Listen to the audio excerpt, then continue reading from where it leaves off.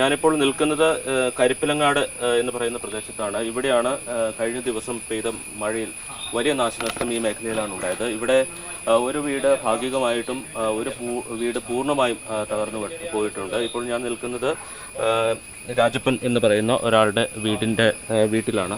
അതിൻ്റെ പിൻവശത്ത് നിന്ന് വലിയ ഉരുൾപൊട്ടലുമുണ്ടായി, അതോടൊപ്പം തന്നെ വലിയ മണ്ണിടിച്ചിലുമുണ്ടായി. അങ്ങനെ വീടിൻ്റെ ഏതാണ്ട് പകുതിയോളം ഭാഗം പൂർണ്ണമായും തകർന്ന അവസ്ഥയിലാണ്. ഇനി ആ വീട്ടിൽ താമസിക്കാൻ കഴിയാത്ത അവസ്ഥയുണ്ട്. ഇപ്പോൾ ഈ വീട്ടിലുണ്ടായിരുന്നവർ ആ സമയത്ത് ഈ വീട്ടിലുണ്ടായിരുന്നു. പക്ഷേ ആ സമയത്ത് വീട്ടിലെ ചില അംഗങ്ങൾ ഓടി രക്ഷപ്പെട്ടു. ഒരാൾ ആ വീടിനുള്ളിൽ കുടുങ്ങി. അതിനുശേഷം ഫയർഫോഴ്സ് എത്തിയാണ് അവരെ രക്ഷപ്പെടുത്തിയത്. അവരിപ്പോൾ ആശുപത്രിയിൽ ചികിത്സയിലാണ്. ചേട്ടാ, എപ്പോഴായിരുന്നു, എന്താണ്? അഞ്ചരയായപ്പോഴാണ് സംഭവം ഉണ്ടായത്.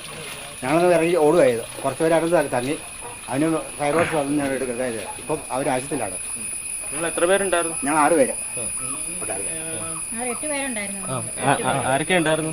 ഞാനും ഭർത്താവും മകനും മരുമകളും 2 കുഞ്ഞുങ്ങളും പിന്നെ അനിയത്തിയും അവളുടെ മകളും ഉണ്ടായിരുന്നു.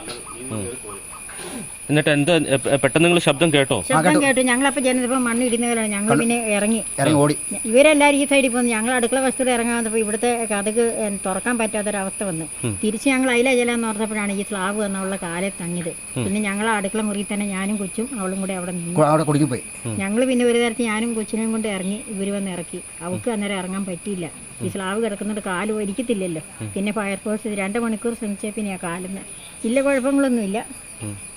ഇനിയിപ്പോ എങ്ങോട്ടാ പോകുന്നത്? ഇപ്പൊ ഞങ്ങള് ബന്ധുവീട്ടിലോ അല്ലെങ്കിൽ അടുത്ത് ഞങ്ങൾക്ക് സ്വന്തം വീടുകളുണ്ട്. അങ്ങോട്ട് മാറി താമസിക്കുന്നു. ഇവിടെ താമസിക്കത്തില്ല ഞങ്ങൾ. ഇനി മണ്ണിടിയാൻ സാധ്യതയുണ്ടല്ലോ. അല്ലെങ്കിൽ ഞങ്ങൾ ഇനി ഇവിടെ താമസിക്കില്ല. വേറെ വീട് എവിടെയെങ്കിലും വെച്ച് അവിടെ അങ്ങോട്ട് മാറുമല്ലോ.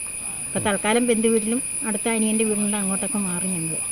വൈകുന്നേരം മാത്രം. പകലൊക്കെ ഇവിടെയൊക്കെ വന്ന് നിൽക്കണമല്ലോ, എങ്ങനെയൊക്കെയാണെന്ന് അറിയണമല്ലോ. അതുകൊണ്ട് മാത്രം ഒരു വലിയ ദുരന്തമാണ് ഒഴിവായത് എന്ന് പറയേണ്ടി വരും. കാരണം ആ വീട്ടിൽ ഏതാണ്ട് 8ഓളം പേരുണ്ടായിരുന്നു, കുഞ്ഞു കുട്ടികളടക്കം.